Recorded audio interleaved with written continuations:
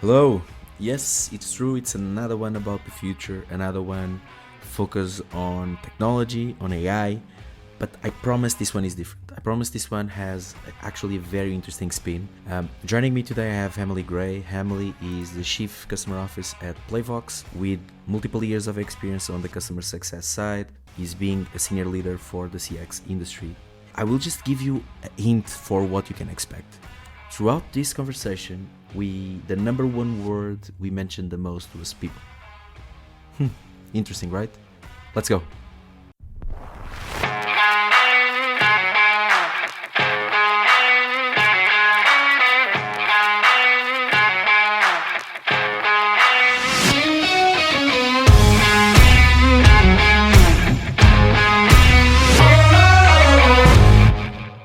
The episode today is sponsored by Playvox, Workforce Management Essentials for the Modern Contact Center. But more on that later. Yeah, I totally agree with you. Guys, welcome back to another episode. Today with me, I have Emily Gray. Emily is the Chief Customer Officer at Playvox. Emily, welcome to the show. How are you doing? Yeah, great. Doing well. Thank you for having me. And what a better day to speak with a woman that is paving her way up in a leadership position than the International Women's Day that is today. So, Emily, thank you for joining. Yeah, yes, a great day to be here as well. So, Emily, going straight to our conversation. So, everyone that listened to the intro today is going to be about AI and especially about what to expect in the future. So there is a lot of changes, and I would say the landscape changed a lot in the past few months with loads of different companies appearing, and there is a lot of technology evolving and booming everywhere. We'll go there in a second, but I wanted to start with the question that we ask everyone that joins the show. How would you define workforce management in your own words? Yeah, so I like to keep it really, really simple because we as humans tend to overcomplicate things, right? I think it's having the right people in the right place to answer the right kind of interaction, the right questions from your customers. So having your team staffed, ready to provide that like exceptional, like that extraordinary customer experience with the people in the proper channel. So like right people in the right place at the right time is how I like to sum it up. Yeah, it's the easiest way I think to summarize and the most common one, but I think it still makes the cut in the end of the day. Emily, so as I mentioned before, so you are the Chief Customer Officer at Playvox, and with today's episode being about technology and AI in the future, I believe you are in a very unique position and perspective to look into what the future of the workforce management industry looks like. So I wanted to start on that question, like with all the trends that we are seeing nowadays and all the changes that we are seeing, what do you see that will be the kind of like the biggest change that companies should be preparing for in the next few years, on top Yeah, of what we are already feeling? yeah, a lot has changed, right? I think there's probably three that I would focus on. The first is like you said, like obviously AI. Like it's something we have to talk about and even more relevant in the last few months with a lot of things that have happened within the industry that are, just allowing it to become more mainstream, right? So when you think about AI, like many companies are investing in it, and if they haven't, they're planning on it, and it's something that they're budgeting for the future. But it's interesting that they're seeing companies are starting to see an ROI in this space and, starting to see an ROI from the investments that they've made, but it's still such a green space, right? There's so much to come. I think that, customers trust it from a customer standpoint, when you think about AI, they trust it and they sometimes actually prefer that channel to get interactions done and to get kind of those quick things, those simple issues.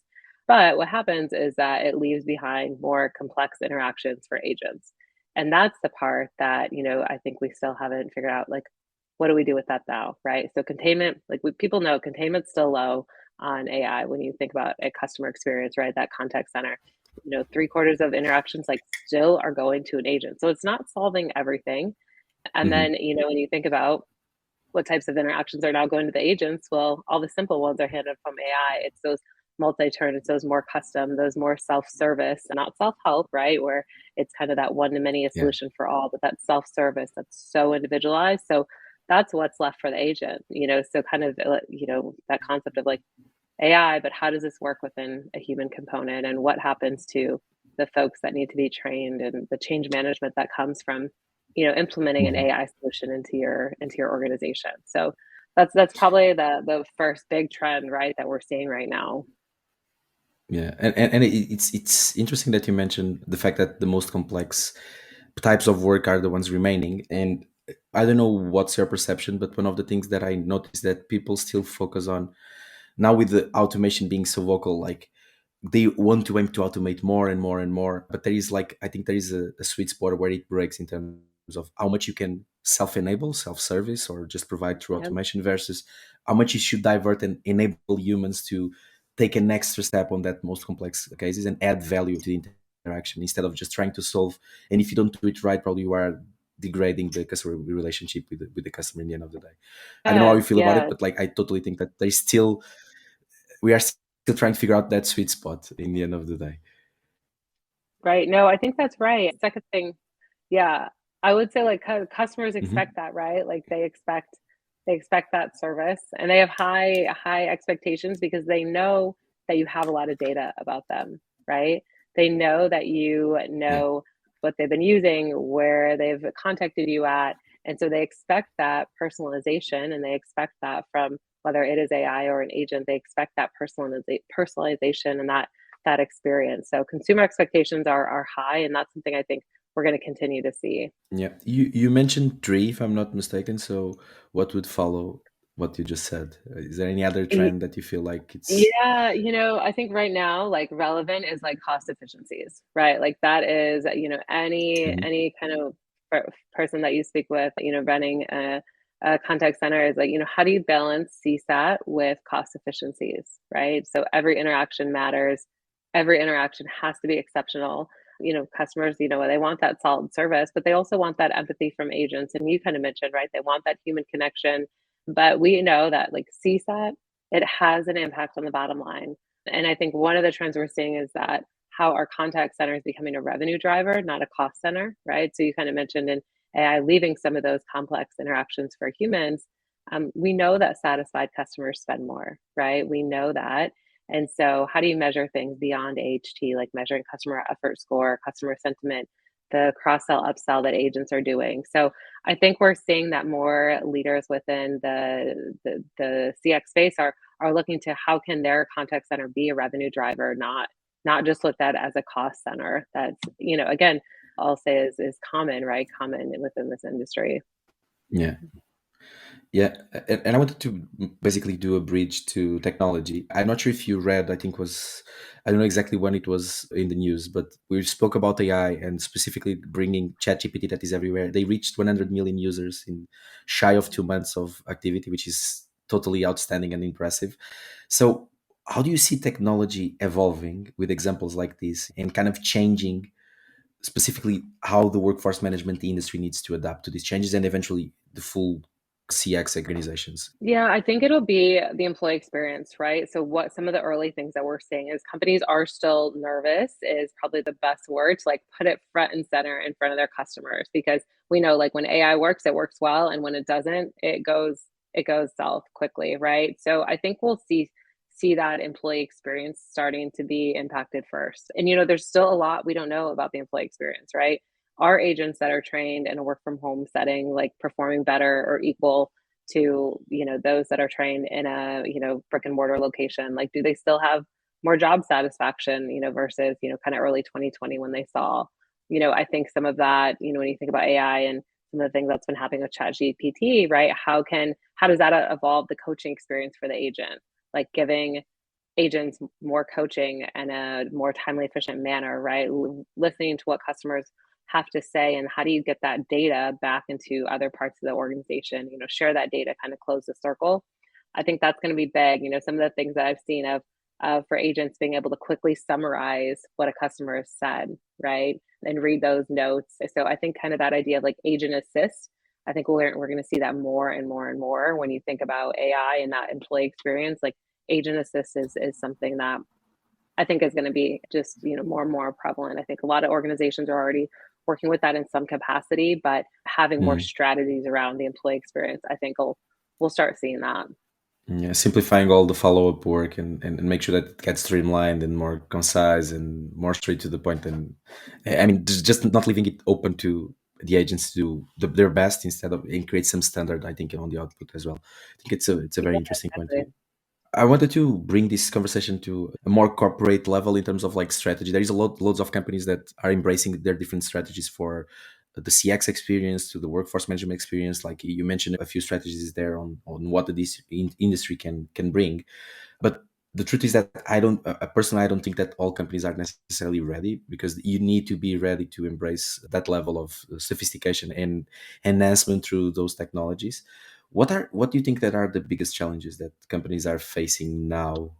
Yeah, I think it's interesting that, CX is they touches the customer, but it's still so siloed from the rest of the organization, right? So they're still operating, in different capacities than some of the whether it's the product team or just other parts of the customer journey, folks that touch that customer journey. So there's so much data that the agent has. There's so much data within that, that workforce management team. And how do you get that data? Whether it's implementing AI, but like, what are you doing with that data, right? That customer journey doesn't stop with that agent. And how do you integrate that into your solutions? I mentioned kind of that cost center versus profit center. Like happy customers spend more. Like I like to say that over and over and over again. Like happy customers, those are your best customers. And so, how do you better train agents for opportunity for sales to be those revenue generators?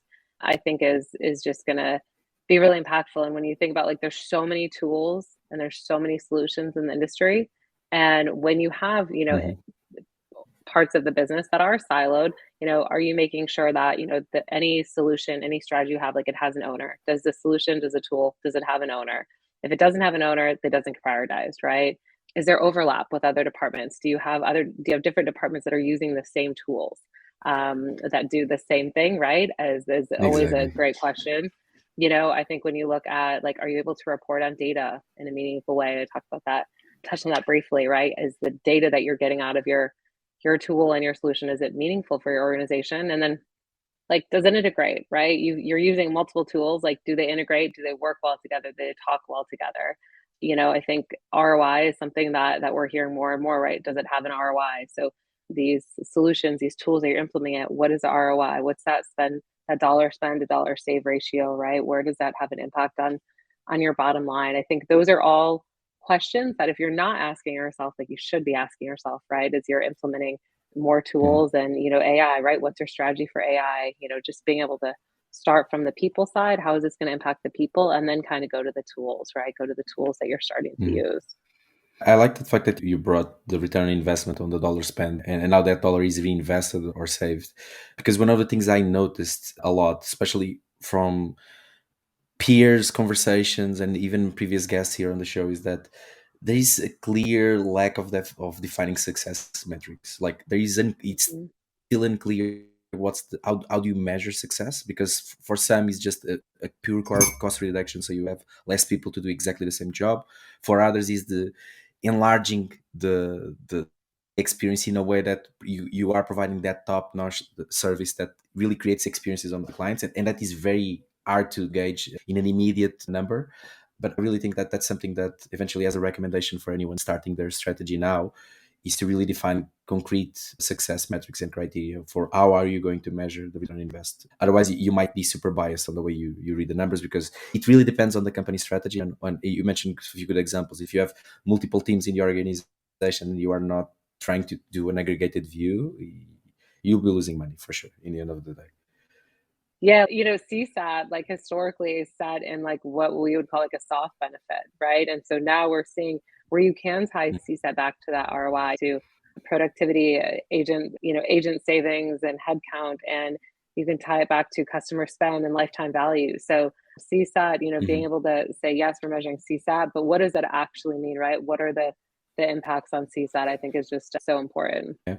Actually, you mentioned a good point. It's like, I don't know, you probably had multiple experiences with other senior leaders, and especially on these return on investment measurements. What do you think it's the biggest concern on executives to adopt?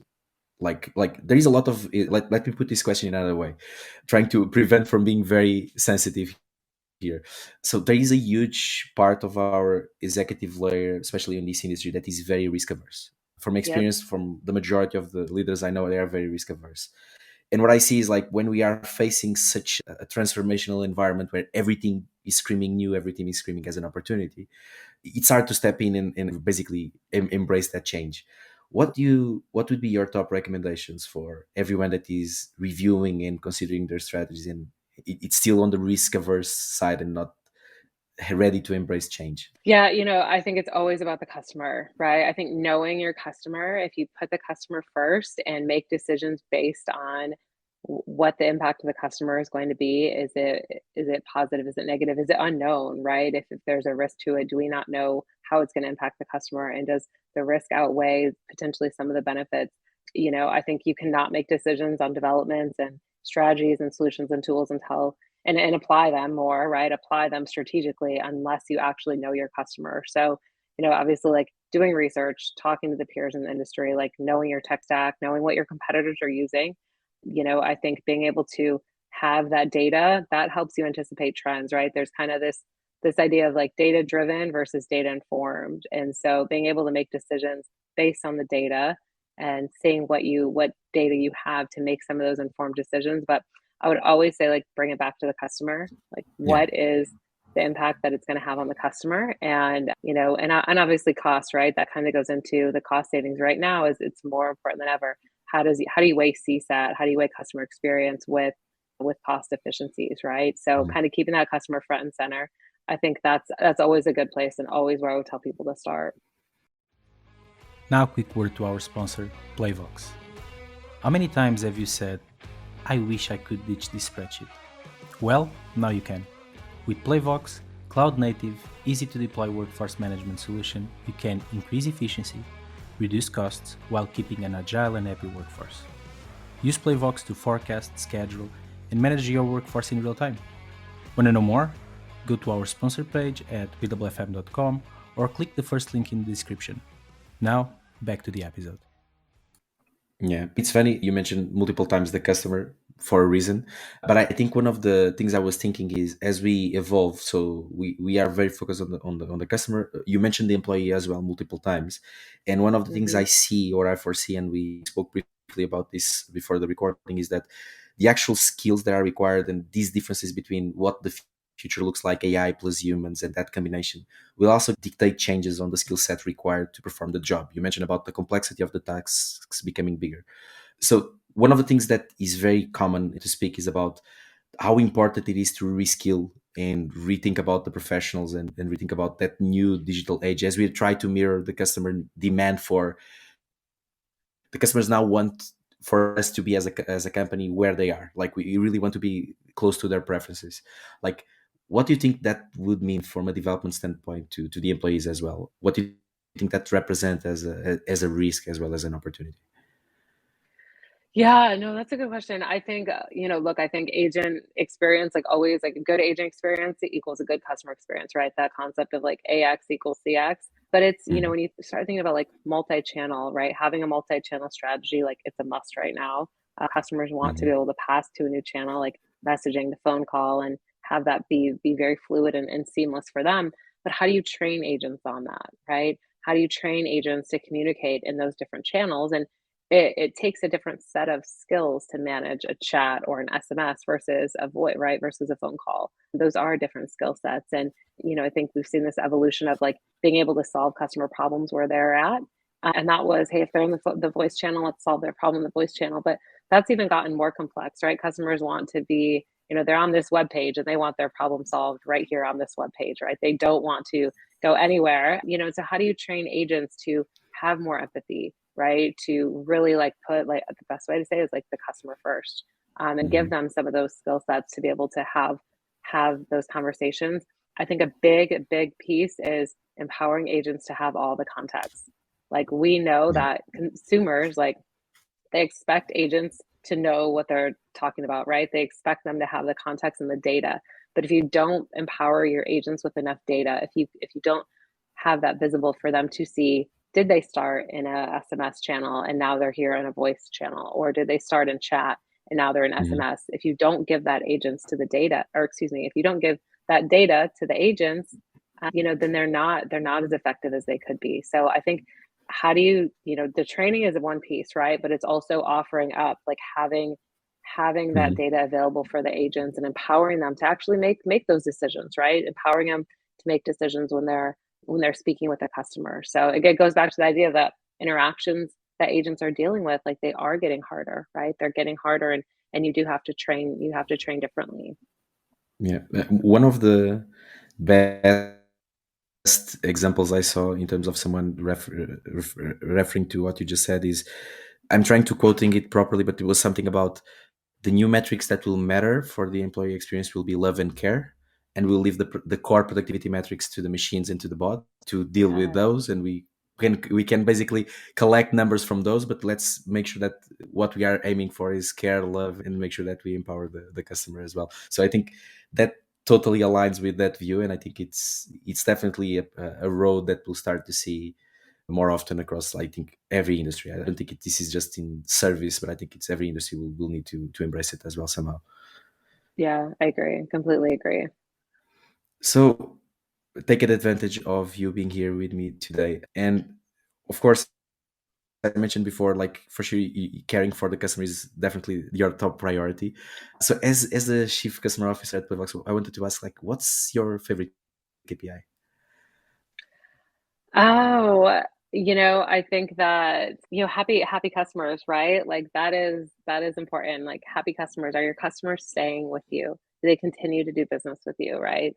Are they advocating for you? Do they refer you to their colleagues in the industry? I think a big piece is this is a small industry, which many of us, depending on whatever industry you work, right? Like everyone always says that it's small, and so when they go to another job, are they then reaching out to you and bringing you with you to their other job, right? And bringing you into their new role. So I think that's, customers staying with us, customer retention, like that is, top of mind for us. We want customers to stay with Playvox and grow with us as our technologies, as our products evolve. We've seen just such great stories. We've had some customers that have invited their customer success managers to like their weddings, right? Where we're like actually building real relationships with customers. So it's amazing. It really is. It's awesome to be like working with the customers and seeing people use our products. Like that's just amazing. That's definitely a love story. Yeah.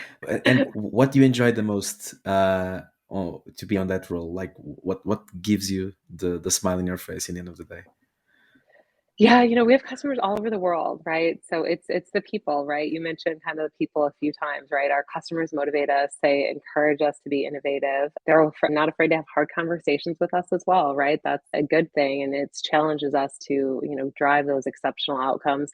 We've also got team members all over the world. So, for me personally, like getting to interact with different folks all over the world, getting to interact with different organizations and build like real relationships, build those real relationships with people is just it's just fantastic. I was able to actually sit with customers a few months ago and was able to actually see people like use our product, like and just see them.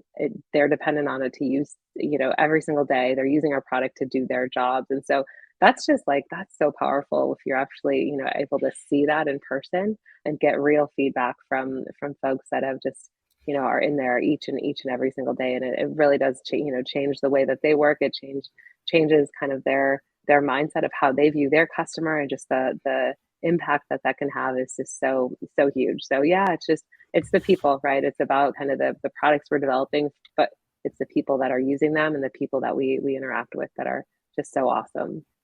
Yeah, and speaking about people, who are the people that they inspire you the most and why? That's a tough one. I think it's easy to say, kind of say the historians or famous people, but I think like I would keep this closer to home for me, right? When I think about like who inspires me, and probably appropriate for, today, International Women's Day, right? It's my friends, my family, the people I interact with at work every single day, right? Each and every day. And everybody brings something that is just so great to the table to truly be an inspiration and push me forward. I know people that have set up small businesses that have battled like serious health issues, that have campaigned for causes that they're super passionate about. And those are all people like in my day-to-day life, right? And I've seen some amazing stories of adversity and just, showing perseverance and grit, determination. So I think that more people have, that inspiration is actually probably in your closer circle, right? Closer circle around you, and kind of taking that from a lot of your friends and family. Thank you for sharing. And still on the personal side, I still have a few more questions, but on the personal side, like I just realized I was writing a note. So we started speaking about AI, the evolution, but the number one word we keep repeating is people. Is like no matter what, and I think that's a very important takeaway. Is Yeah. no matter how the industry will change, no matter how the technology will change, in the end of the day, it's all about people and enabling people. So that's what really matters. So if our people, if our friends, if our colleagues, whatever human version of this is, they are not happy and they are not like to their being their best selves, I think AI is failing. That's kind of like what I'm taking as a takeaway from our conversation so far. Anything you want to add here? Yeah, I think that's right, right? Like the technology is only one component. It's only one component of that. And we've seen this industry change, and that's just been the thing that has been solid is the people side of it. I think that's just been, yeah, I think it is. It's about people, and you can change a lot within the technology, just what we've seen, being accelerated even in the past Mhm. 3 years. But that is a common theme is the empathy that still is important, the customer experience, the customer expectation, and those are all about people, right? That customer centric approach. I think that there's a kind of this concept of, you think about digital transformation, right? And that AI, it's really about the people that will actually transform the organization through technology. So that's probably what I would add that. Amazing. So we mentioned about who inspired you, but I wanted to know, who would you love to get inspired from? So is there anyone in the world that you would love to sit down for a lunch, like 1 hour, just to have a good conversation? What would be that person, and what would be the conversation about? Yeah, that's also, you got some tough questions. Obviously there's a lot of personal, folks, and I think most people would answer that way, right? There's kind of personal folks within your life that you would probably tag on for that, folks that maybe you haven't, that have passed away, right? But I think just like more broadly, I think that when you think about SaaS and Salesforce and some of the things that like Mark Benioff has done, and specifically within customer success, right? Like they were just the change leaders in customer success, and what did customer success mean for SaaS? And so, I've read a lot about kind of some of those different stories within industry. So that would probably be a very exciting conversation. Then you've got, folks like C.S. Lewis, right? Different end of the spectrum, but just such an influential, a historian and author as well. So there's probably a long list of folks that I would have, but that's probably what comes to mind. That would be for sure a great conversation. So to wrap up, I wanted to go back into what the future looks like. So starting from your background and like being on your position, I think you had a career that was focused on customer success, really empowering customers. So I wanted to ask you for, is there any advice that you would like to leave to someone that is starting now and pursuing and trying to pursue a career in customer success or within the workforce management? If there is any crossovers, what would be your advice for someone starting now? Yeah, I think, when we look at like the WFO industry, like it's not slowing down. The number of requests and service requests and inquiries like are only going to increase. We know that companies are making investments in CX and WFO. Those that are going to come out ahead. So this is a green space. There's a lot of opportunity. We know that companies that are able to identify those trends, they'll get even closer to the customer, which is what matters, right? I would say anybody that is interested in like pursuing a career in NCS or the workforce management industry, like get in a position that I like to call front of house, right? A position that you can be in front of the customer. So on the front lines, and it might not be exactly where you want to be right now, but it could be a stepping stone. Any position that has you interacting with customers in any capacity will help you. And then of course, educate yourself in the industry, what's going on, what do you need to be looking for, connect with folks. There's so many people that are especially in the last 3 years, I think that mindset has changed, that are just so open to connecting with people all over the world, right? So whether that's on LinkedIn or different regional events that you can take part in, but definitely don't underestimate that and try to connect with people as much as you can. I think is a great place to start. Thank you, Emily. So, any final words to celebrate today's Women's International Day? Any closing remarks?